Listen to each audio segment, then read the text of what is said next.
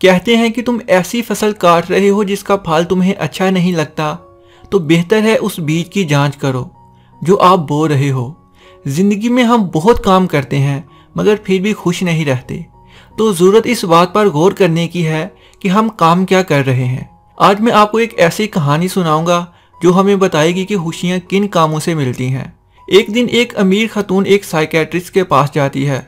वो काफ़ी टाइम से उसके पास जा रही थी मगर फिर भी वो परेशान होती है।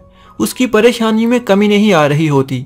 वो उससे बोलती है कि आप मुझे बस इतना बता सकते हैं कि मेरी ज़िंदगी में खुशियाँ कैसे आएंगी। मैं ऐसा क्या करूँ जिससे मैं खुश रह सकूँ।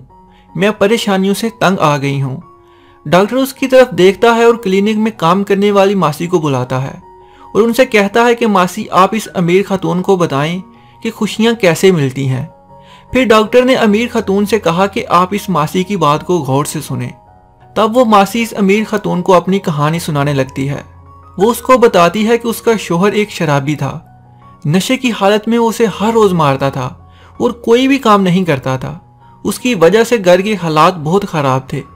उसकी जिंदगी बहुत मुश्किल हालात से गुजर रही थी कि एक दिन उसके शोहर ने शराब पी ली और उस वजह से उसकी मौत हो गई। उसका एक बेटा था जिसकी कमाई से घर चल रहा था। हालात अच्छे होने लगे। अचानक एक दिन उसके जवान बेटे का एक्सीडेंट हो गया जिससे उसकी मौत हो गई। जवान और अकलौते बेटे की मौत के बाद मेरी जिंदगी में सब कुछ खत्म हो गया। मेरी जिंदगी मुझे बोझ लगने लगी और मैं बहुत बार आसान मौत मरने की कोशिश भी करती रही। ऐसी मौत जिससे कम तकलीफ हो।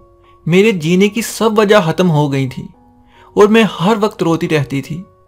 एक दिन मैंने इरादा कर लिया कि आज रेल की पटरी पर जाऊंगी और फिर रेलगाड़ी का हादसा बन जाऊंगी। उस दिन ठंड बहुत ज़्यादा थी। मैं घर से बाहर निकली तो एक बिल्ली का बच्चा देखा जो सर्दी से बहुत कांप रहा था। उसे देखकर मुझे तरस आ गया। मैं उसे उठाकर घर ले आई और उसे गर्म कपड़े में लपेट दिया और एक कटोरी में दूध रख के उस बिल्ली के बच्चे को पिलाया। जैसे बिल्ली के बच्चे ने दूध की कटोरी ख़त्म की, मुझे अच्छा लगने लगा। मैंने कटोरी में और दूध डाला और जैसे जैसे दूध पीता गया मुझे अच्छा लगता गया।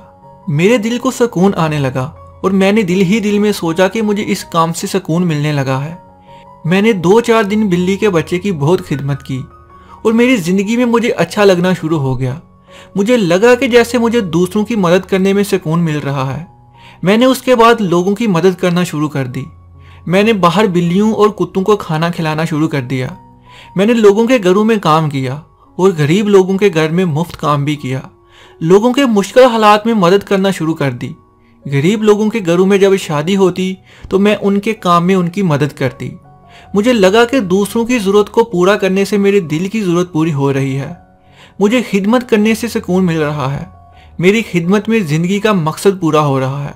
मुझे अलग खुशी और सुकून का एहसास होने लगा और उस सुकून की वजह से आज मैं ज़िंदा हूँ। अपने सब दुखों को भूल चुकी हूँ। ये कहानी सुनने के बाद वो अमीर खातून रोने लग गई और उस दिन उसको समझ में आया कि मेरे पास इतनी दौलत है मगर मेरे पास सुकून ज़रा भी नहीं है, क्योंकि वो खुशियाँ ढूंढती रही, खुशियाँ बांट नहीं रही थी। इंसान के खुश रहने का आसान तरीका यही है। अगर आप खुश रहना चाहते हो तो लोगों को खुश रखना सीखिए।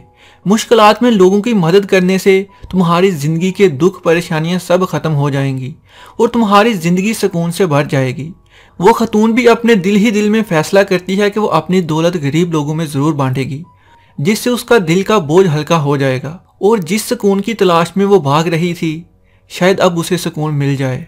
वो खुशी मुझे गरीबों में दौलत बांटने से ही मिलेगी।